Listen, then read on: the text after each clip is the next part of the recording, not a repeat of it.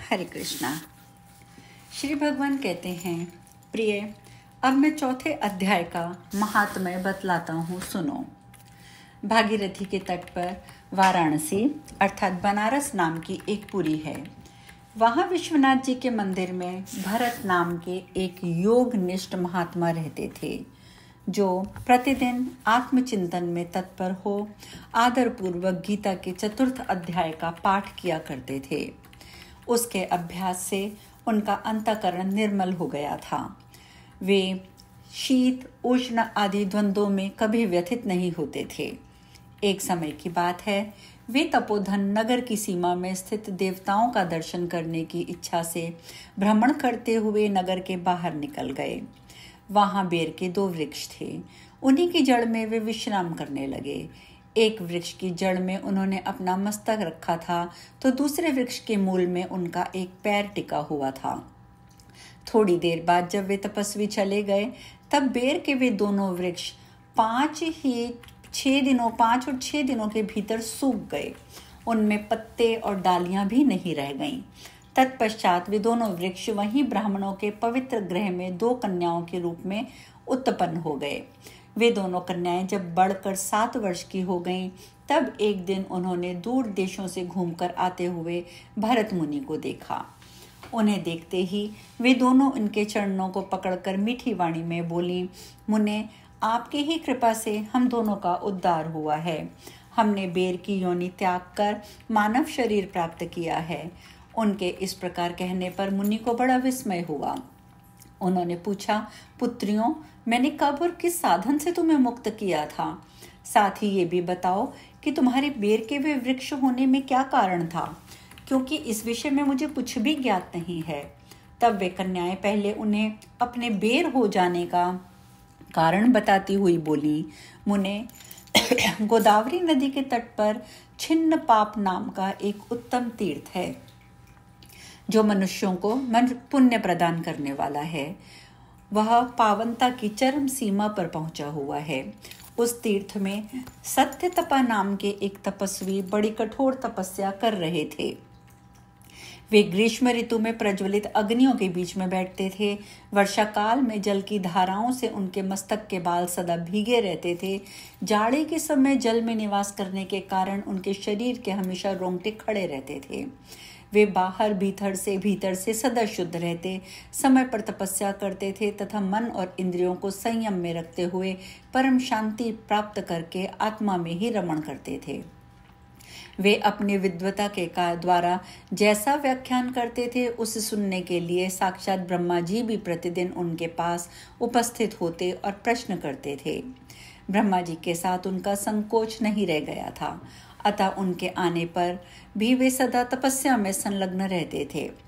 परमात्मा के ध्यान में निरंतर संलग्न होने के कारण उनकी तपस्या बढ़ती ही जा रही थी।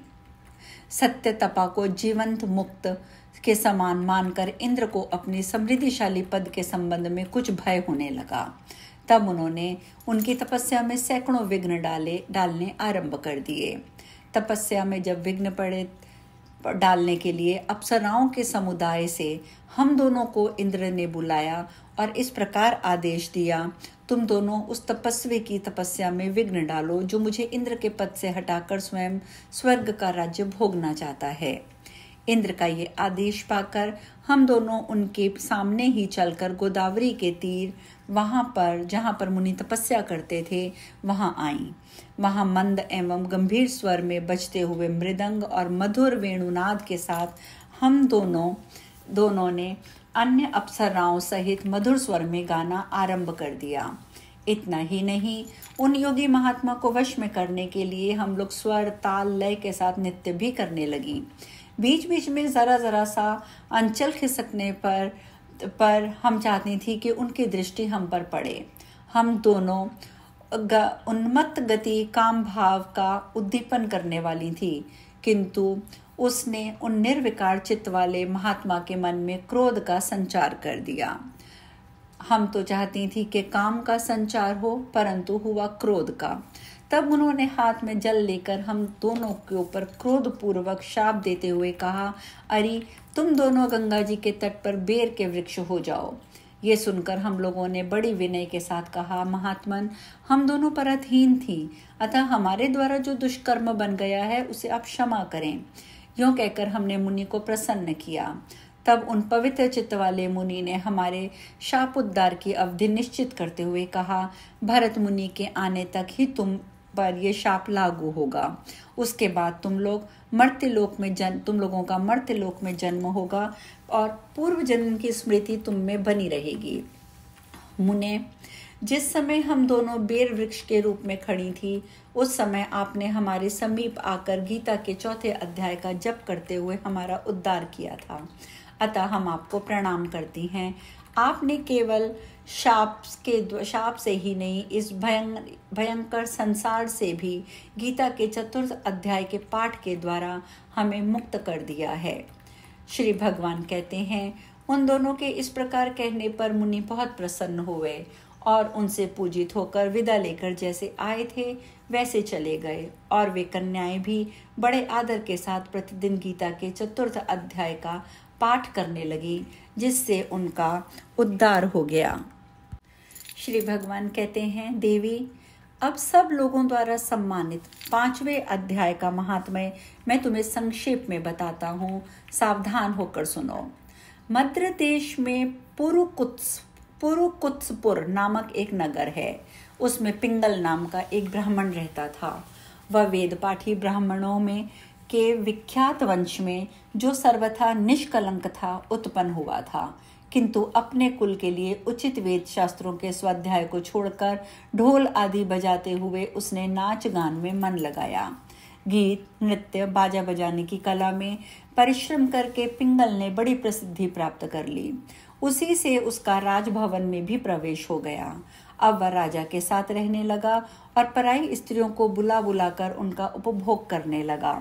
स्त्रियों के सिवा कहीं उसका मन नहीं लगता था।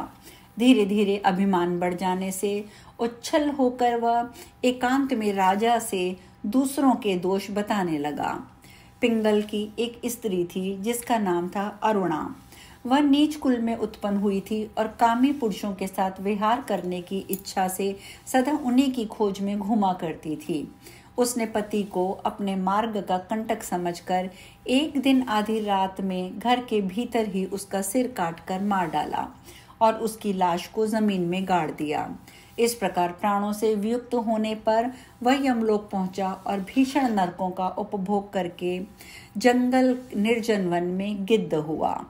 अरुणा भी भगंदर रोग से अपने सुंदर शरीर को त्याग कर घोर नरक भोगने के पश्चात उसी वन में शुकी हुई। एक दिन वह दाना चुगने की इच्छा से इधर उधर फुदक रही थी। इतने में ही उस गिद्ध ने पूर्व जन्म के बैर का स्मरण करके उसे अपने तीखे नखों से फाड़ डाला। शुकी घायल होकर पानी से भरी हुई मनुष्य की झोपड़ी में गिर गई। गिद्ध पुनः उसकी ओर झपटा। इतने में जाल फैलाने वाले बहेलियों ने उसे भी बाणों का निशाना बनाया। उसकी पूर्व जन्म की पत्नी शुकी उस खोपड़ी में के जल में डूबकर प्राण त्याग चुकी थी। फिर वह क्रूर पक्षी भी उसी में गिरकर डूब गया। तब यमराज के दूत उन दोनों को यमलोक में ले गए। वहां अपने पूर्वकृत पाप कर्म को याद करके दोनों ही भयभीत हो रहे थे। तदंतर यमराज ने जब उनके घृणित कर्मों पर दृष्टिपात किया, तब उन्हें मालूम हुआ कि मृत्यु के समय अकस्मात खोपड़ी के जल में स्नान करने से इन दोनों का पाप नष्ट हो चुका है। तब उन्होंने उन दोनों को मनोवांछित लोक में जाने की आज्ञा दी। यह सुनकर अपने पापों को याद करते हुए वे दोनों बड़े विस्मय में पड़े और पास जाकर धर्मराज के चरणों में प्रणाम करके पूछने लगे, भगवान, हम दोनों ने पूर्व जन्म में अत्यंत घृणित पाप का संचय किया है, फिर हमें मनोवांछित लोकों में भेजने का क्या कारण है? यमराज ने कहा, गंगा के किनारे वट नामक एक उत्तम ब्रह्मज्ञानी रहते थे। वे एकांत सेवी, ममता रहित, शांत, विरक्त, किसी से भी द्वेष न रखने वाले थे। प्रतिदिन गीता के 5वें अध्याय का जप करना उनका सदा नियम था। 5वें अध्याय को श्रवण कर लेने पर महापापी पुरुष भी सनातन ब्रह्म का ज्ञान प्राप्त कर लेता है। उसी पुण्य के प्रभाव से शुद्ध चित्त होकर उन्होंने अपने शरीर का परित्याग किया था। गीता के पाठ से जिनका शरीर निर्मल हो गया था, जो आत्मज्ञान प्राप्त कर चुके थे, उन्हीं महात्मा की खोपड़ी का जल पाकर तुम दोनों पवित्र हो गए। अतः अब तुम दोनों मनोवांछित लोकों में जाओ, क्योंकि गीता के 5वें अध्याय के महात्म्य से तुम दोनों शुद्ध हो गए हो। श्री भगवान कहते हैं, सबके प्रति समान भाव रखने वाले धर्मराज के द्वारा इस प्रकार समझाए जाने पर वे दोनों बहुत प्रसन्न हुए और विमान पर बैठकर वैकुंठ धाम को चले गए। आज हम कथा में यहीं विश्राम लेंगे। कल हम 6ठे अध्याय के महात्म्य का वर्णन करेंगे। हरे कृष्णा।